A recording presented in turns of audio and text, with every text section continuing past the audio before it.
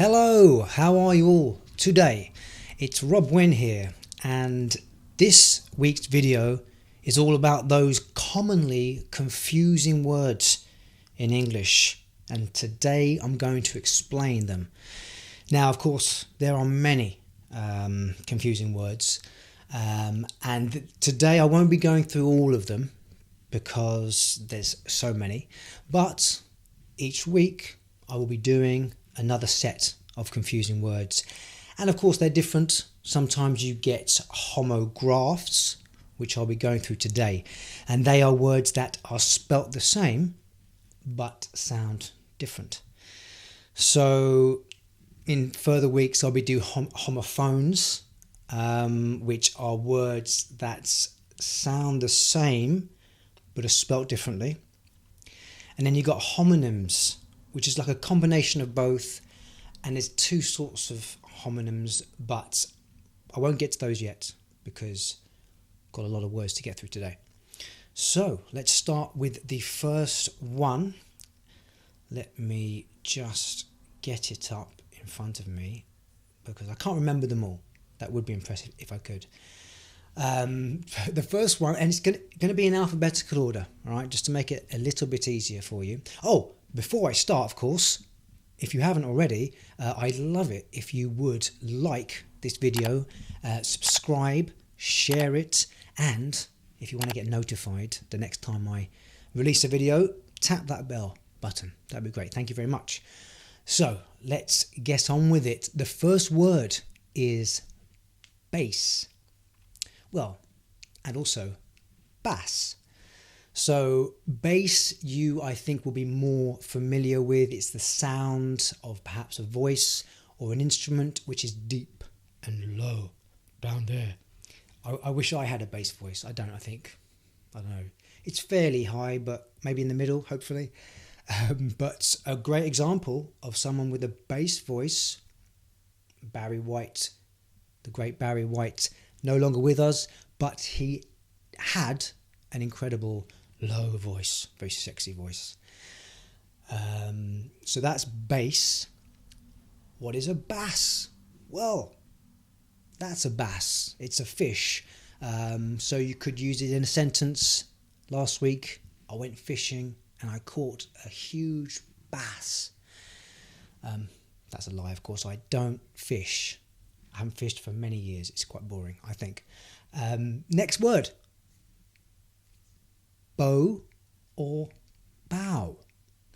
So if you, a bow actually has a few different meanings, and I won't get through those today.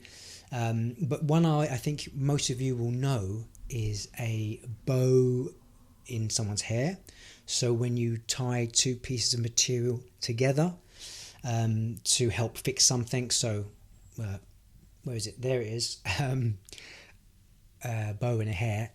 Or every time you tie up your shoelace, you tie it in a bow. What's a bow, I hear you ask? Well, that's a bow. It's when you lower your head or your whole torso as a sign of respect, and actors do it at the end of a show in the theatre. They take their bow. What's next? Let's move on to C. Close and close. Close and close. Very similar sounds, but they have different meanings. So close, you may be aware of this. It's like when something is near. So when anything is near to you, or like two homes are close to each other, they're right next to each other. Now, close is an action. It's a verb. So when you close something, so you could close a door, or anything really. Close a box. Okay, so D. Got a few for D. This one. Now, you may recognise this as does, which is the third person simple of do. So he does, she does, it does. But it's also pronounced doze. Doze. What's a doe? It's a deer. or reindeer, a female one, of course. That is it's a collection of them. So not just one doe. Does. I don't actually think, is it a female? Not sure, but anyway, it's a deer, a collection of deers. All right, actually a collection of deers. That's another one. I should do a video on collections and what they're called, because I don't think they're not called does of reindeers or does of deers. That's just the plural. All right, let me move on to this one. You know that one, dove, of course. Prince sung about the dove, and well, there's one there. And I know that, you know that. In fact, there's a soap called Dove as well, but it's also pronounced dove. And now the Olympics is happening right now, so if you watch the swimming events, there's a lot of diving, and the past of dive is dove. So after a race, they got into the pool by diving. They dove into the pool. Next one, drawer. You may be aware of a drawer. It's something in a desk, something that you pull out, keep stuff in your drawer. But it's also, of course, drawer, where it's somebody who draws.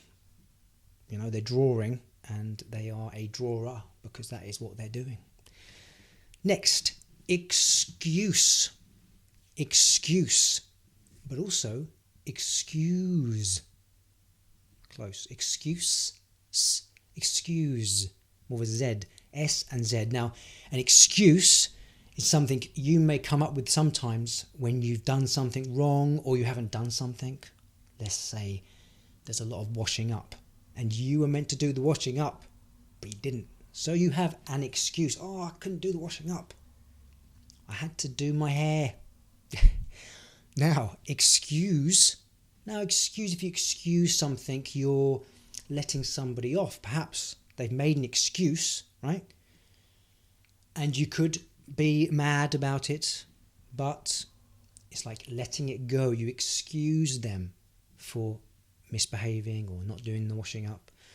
And if you're a Brit, which you're not probably because you're learning English, but the British people, we excuse ourselves. So if you excuse yourself, it's like when you're maybe interrupting somebody. Oh, excuse me, I just need to say something. Or if you're passing somebody in the street and they're in the way, you say, oh, excuse me.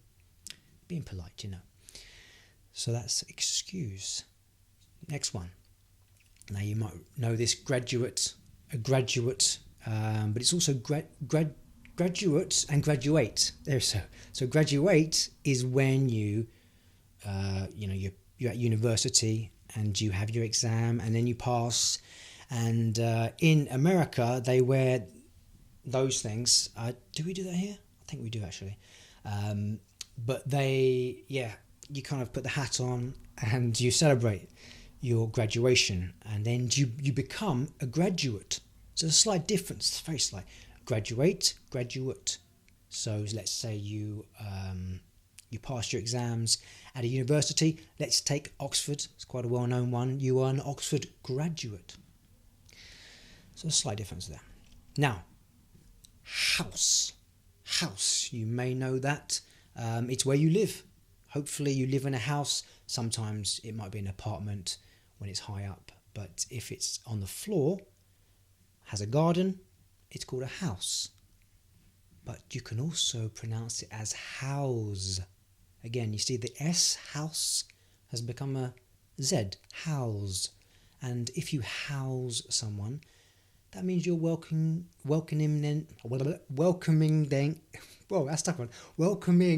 them into your home. You're housing them. So couch surfing, I love couch surfing. I've actually stayed and been housed in quite a few people's homes across the world.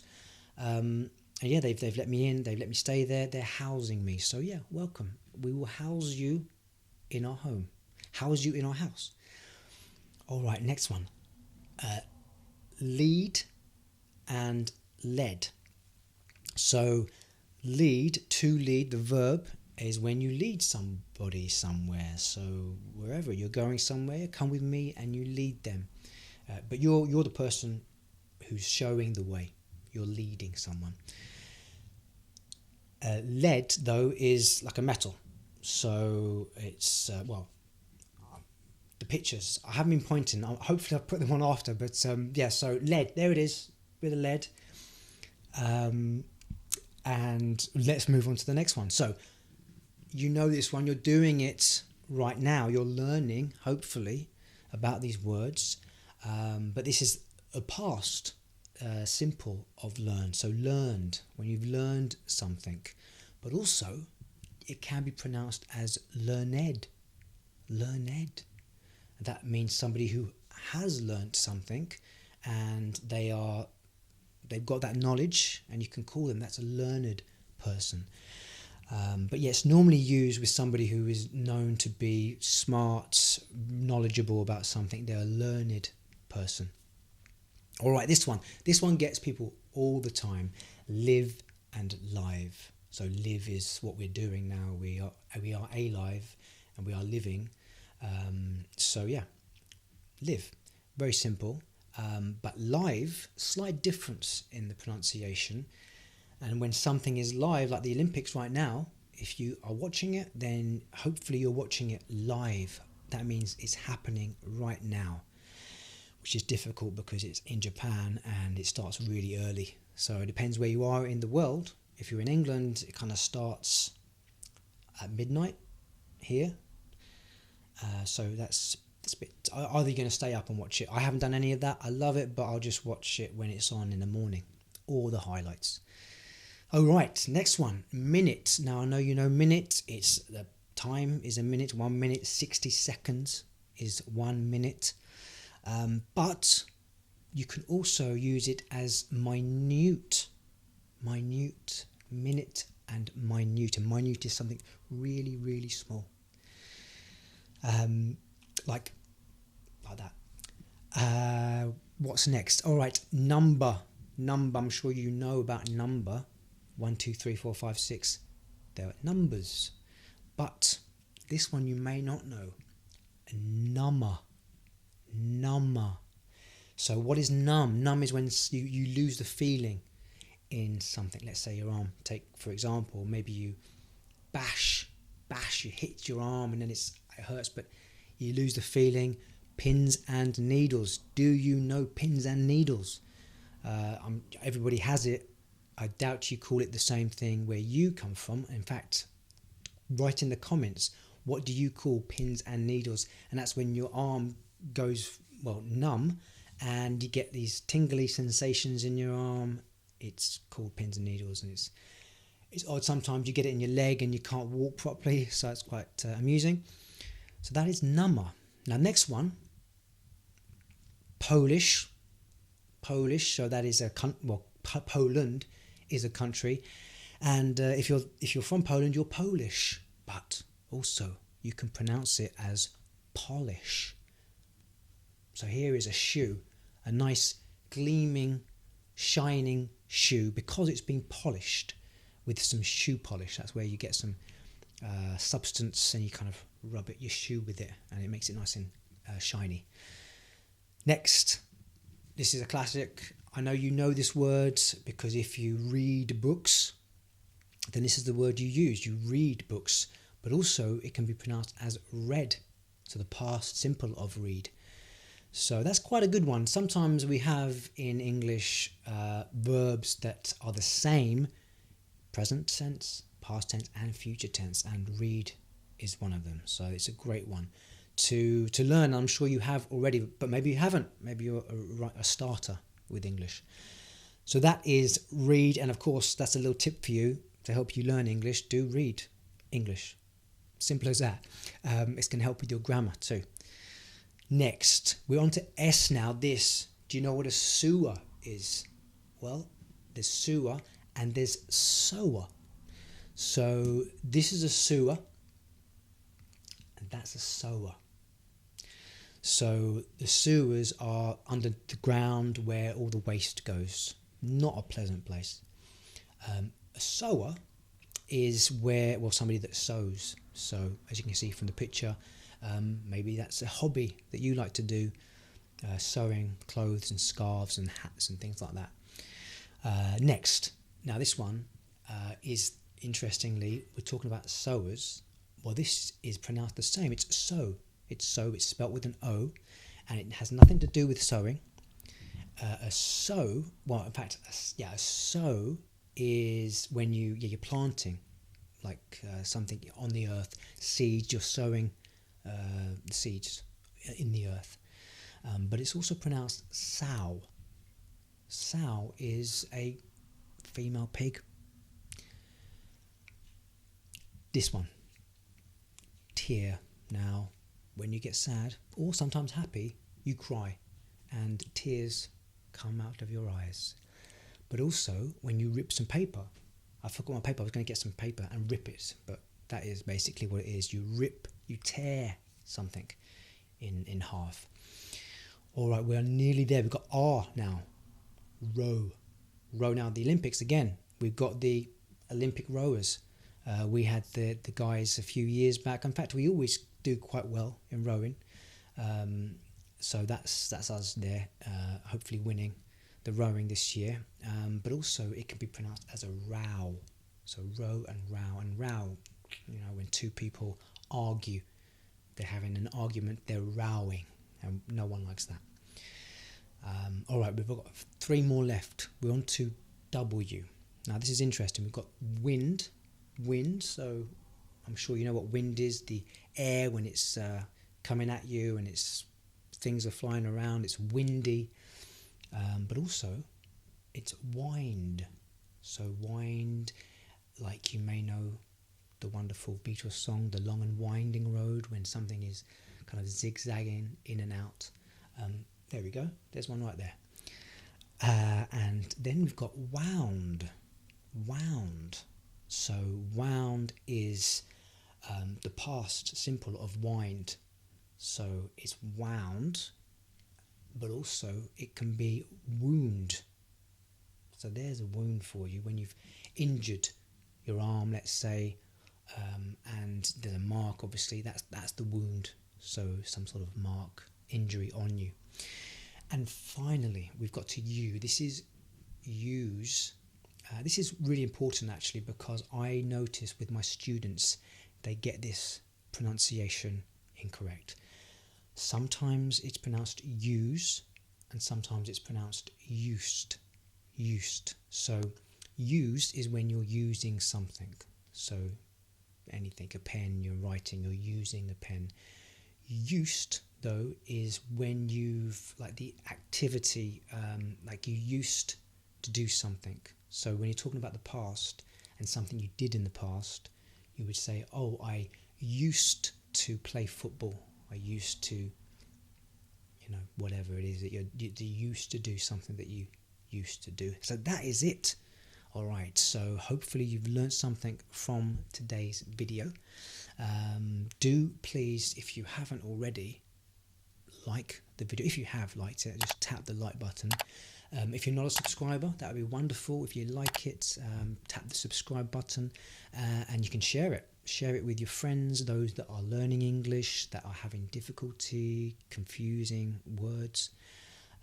And if you do want to get a notification every time I release a video, tap the bell button. All right, so that is it for this week. Please do join me be Wednesday, where I'm going to do another Spammer Grammar. And if you haven't done the Spammer Grammar challenge, done 2 so far, so you can go back and watch the videos. I'll put a link, it'll probably be here right now, to them. All right, thank you so much. Thanks for watching, and you have a great day.